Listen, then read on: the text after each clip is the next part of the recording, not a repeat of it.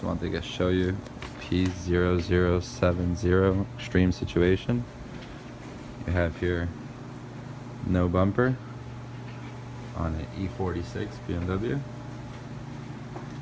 got to look down here for these connections, at which point you're going to want to look for two wires that match the color, which are these two guys.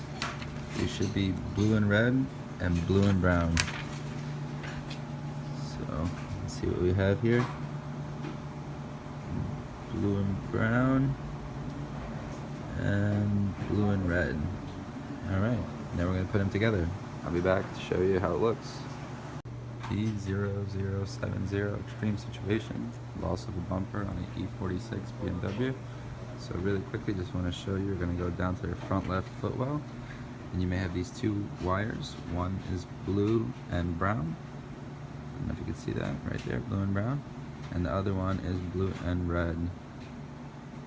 Those are two wires you're going to want to put the new sensor on. Just want to show you guys really quickly. So you're going to get a connector and an ambient temp sensor.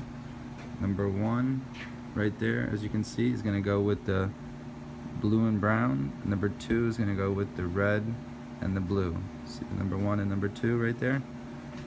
So that's going to go blue and brown once again, number one, and the red and the blue for number two when you're putting this back together. Alright, see you guys soon. Soldering complete.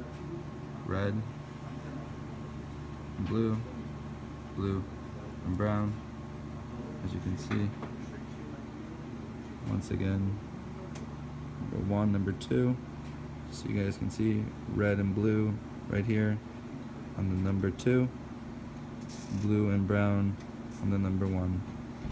Okay, thank you for watching. So while we're testing the car with no bumper, this is what the finished product looks like. Nicely zip tie it so you can read an ambient sensor. Put a little nice cover over it, and that's it.